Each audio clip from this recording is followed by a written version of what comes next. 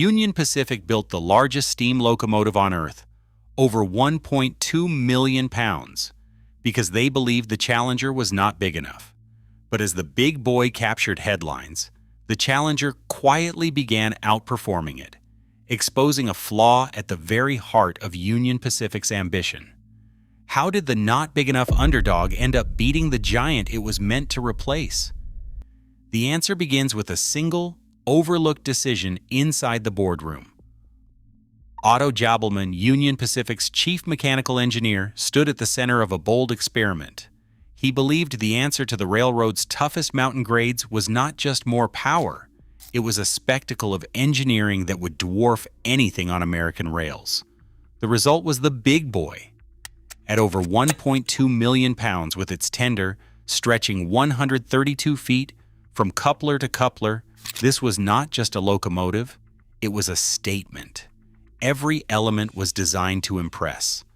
The firebox alone measured nearly 20 feet long and 8 feet wide, large enough to roast an entire steer.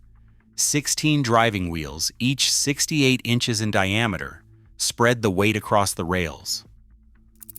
A 300-pound per square inch boiler generated enough steam to pull 4,200 tons up the steepest grades of the Wasatch Range. The big boy's tractive effort was 135,375 pounds. It towered over anything Union Pacific or its rivals had ever attempted. Jabelmann and his team at the American Locomotive Company did not just want to solve a problem, they wanted to build a legend. The big boy was not simply an answer to heavy freight. It was a symbol of Union Pacific's ambition, meant to capture headlines and silence doubters. The project's scale demanded new turntables, reinforced bridges, and expanded shops. Even the name was the stuff of myth, born when an Alco worker chalked Big Boy on the smokebox during assembly, capturing the spirit of the machine before it ever moved a mile. Union Pacific's publicity department seized the opportunity. Brochures boasted of the world's largest steam locomotive, and photographs of the big boy dwarfed workers and station platforms. Rail fans gathered along the Wasatch and Sherman Hill to glimpse the giant in action. Inside the boardroom, the locomotive's sheer mass and power seemed to justify every dollar spent. If the Challenger had been seen as a compromise, neither nimble nor mighty enough, then the big boy was the ultimate answer, engineered without restraint. But beneath the celebration, a question lingered. Was bigger always better? The big boy's size made headlines, but it also raised doubts among some engineers and planners. As the locomotive thundered west, the true cost of Union Pacific's ambition remained to be seen. Union Pacific's boardroom in 1936 was a place of big ambitions and even bigger doubts. On paper, the new Challenger locomotive promised a breakthrough. A 4664 articulated design meant to haul freight across the Wasatch Range faster than anything before. But not everyone was convinced. Executives looking at the mountain grades and wartime traffic forecasts questioned whether the Challenger was truly up to the task. The prevailing wisdom favored raw power, bigger engines, more wheels, more weight.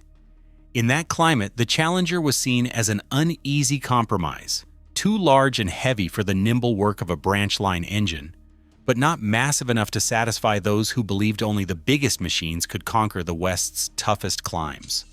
The skepticism was not quiet. Internal discussions preserved in design histories described the Challenger as neither fish nor fowl, a locomotive that did not fit neatly into Union Pacific's established categories. Some called it an experiment, others a stopgap. The phrase "not big enough" hung in the air as a collective judgment. Engineers who had worked on the Challenger's development found themselves defending their design against a tide of doubt. In the words of one later historian, the Challenger was a gamble by a railroad that equated size with strength. The pressure to deliver more power was not just about pride. The late 1930s brought surging freight demands, and the looming threat of war made every ton count. Union Pacific's procurement teams faced a dilemma: double up smaller engines or risk everything on a new, unproven class. The Challenger's arrival forced the company to confront its own assumptions. Was it enough to rely on tradition and scale? Or could a new approach balancing speed, power, and flexibility actually serve the railroad better? As the first Challengers rolled out of Alco's shops and onto the mountain grades, the debate did not subside. The boardroom remained skeptical, with some executives quietly noting that the real test would come not in the design specs, but in the daily grind of freight service. For the engineers in the field, every mile was a chance to prove that the Challenger's blend of power and agility was not a compromise at all, but a challenge to the old logic of bigger is always better. The stage was set for a contest between corporate certainty and the unpredictable reality of the rails. At the heart of Union Pacific's ambitions stood a challenge that no amount of raw power could overcome. The railroad's fixed limits changed the rules. The big boy, for all its muscle, faced an enemy it could not outpull: steel, stone, and geometry. On paper, a 132-foot locomotive promised unmatched strength, but the rails beneath it told a different story. Turntables, the unsung workhorses of every division point, became immediate obstacles. Cheyenne had a 126-foot turntable, the largest on the line at the time, and it barely accommodated the big boy's wheelbase. Crews inched the giant onto the pit, coupler to coupler, with only inches to spare. In Green River and North Platte, the situation was even tighter. Some turntables simply could not fit the engine, forcing Union Pacific to upgrade facilities or restrict big boy movements to where the infrastructure could handle its length. Bridges, too, drew a hard line. The big boy weighed 772,250 pounds.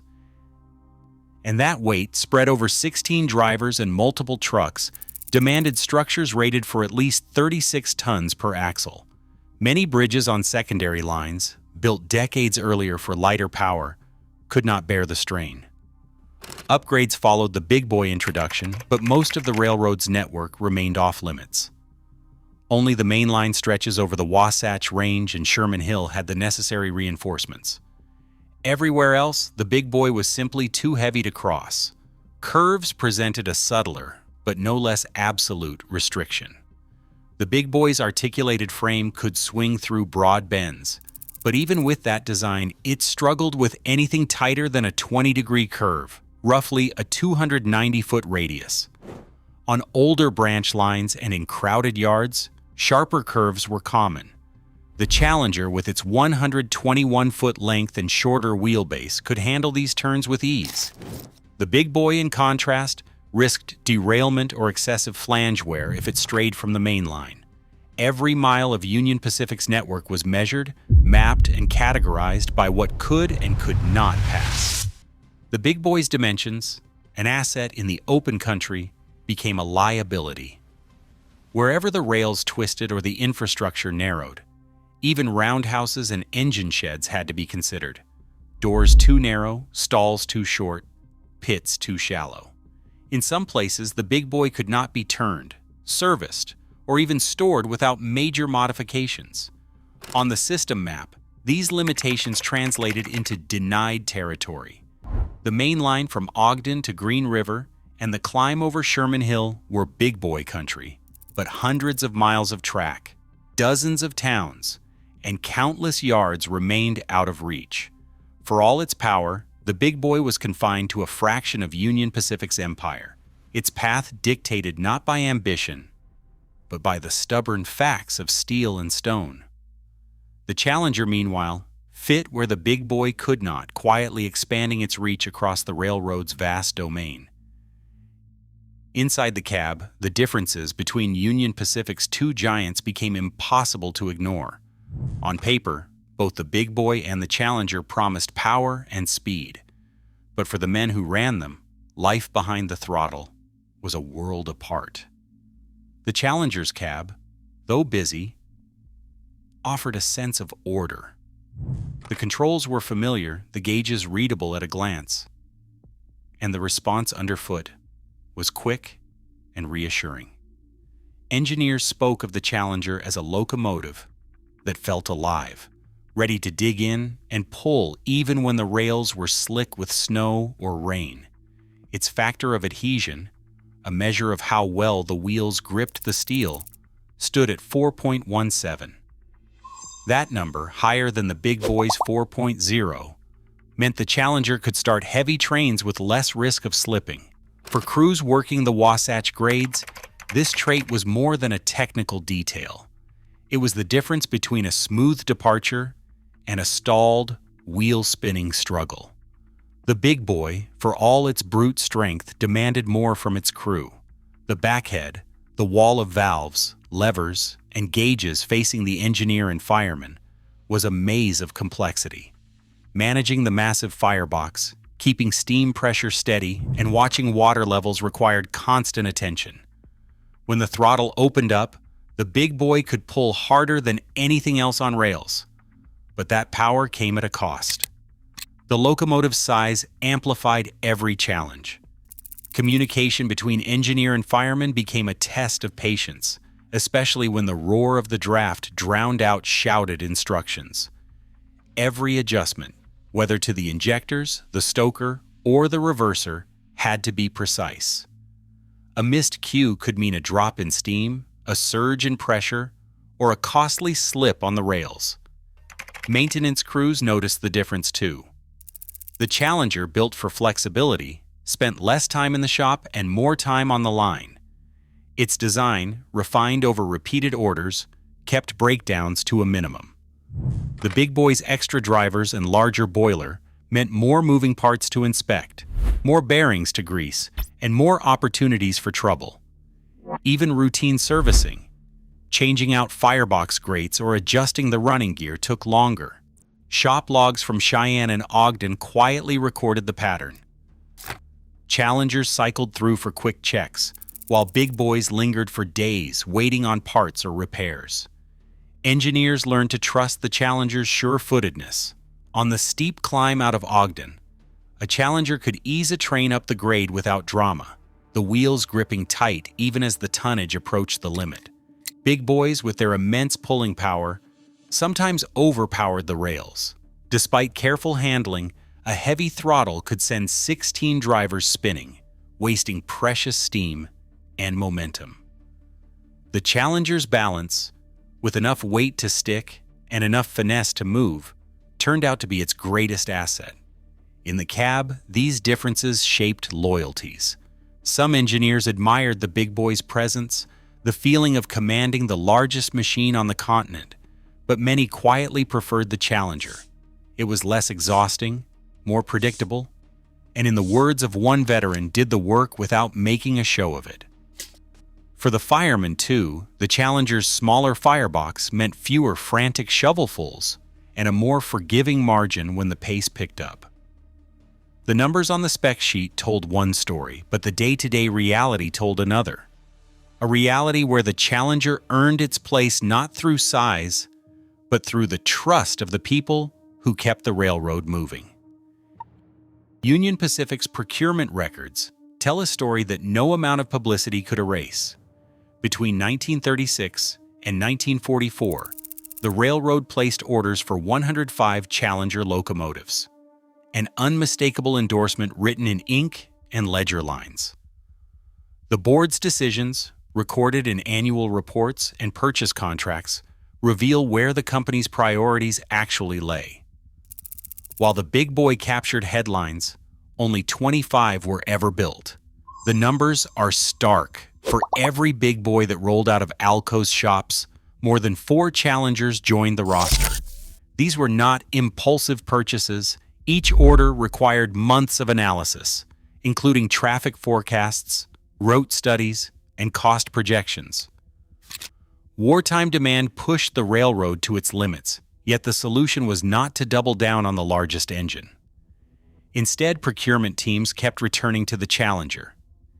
Its ability to fit more routes, handle a wider range of assignments, and deliver solid performance made it the practical choice. Board meeting minutes from the late 1930s and early 1940s show a steady stream of approvals for additional Challenger units. The Big Boy, though celebrated, remained a specialty item reserved for the steepest grades and heaviest loads.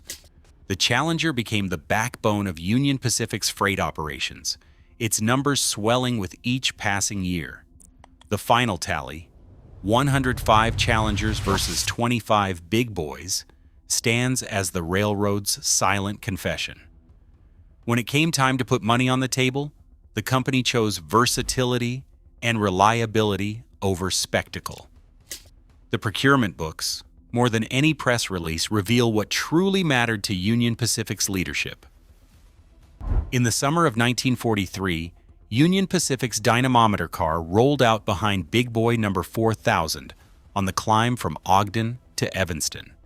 The railroad's engineers wanted answers, hard numbers that would settle the debate over raw power once and for all. On the steepest part of the Wasatch Range,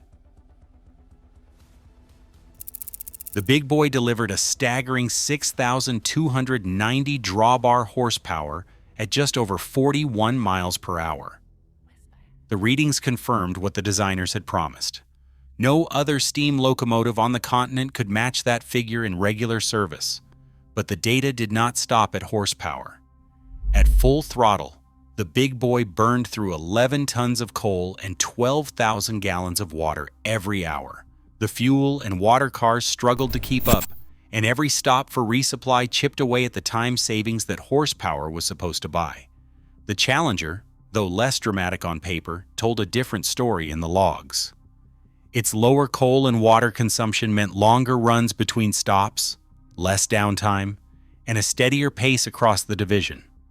Maintenance records from Ogden and Cheyenne showed Challengers spending more days moving freight and fewer days sidelined for repairs. Even as the Big Boys set new records on the toughest grades, the Challenger's efficiency began to turn heads in the operations department. By the late 1940s, the numbers forced a quiet realignment. Big Boys, once the pride of the Wasatch, found themselves reassigned to Sherman Hill. Challengers took over bulk service between Ogden and Green River, running more trains with fewer interruptions. The myth of the unbeatable giant faded, replaced by a new respect for the engine that could do more with less. For Union Pacific's analysts, the verdict was clear. Horsepower alone did not win the railroad's toughest battles. Staying on the move did. Today, the Challenger's legacy is clear. Practical design beats spectacle when real-world demands set the rules. As industries chase ever bigger solutions, Union Pacific's numbers remind us that versatility and efficiency often win in the end. The true test isn't what looks impressive in a headline, but what endures on the rails. Sometimes being just big enough is exactly right. What do you think? Does bigger always mean better? Let us know below.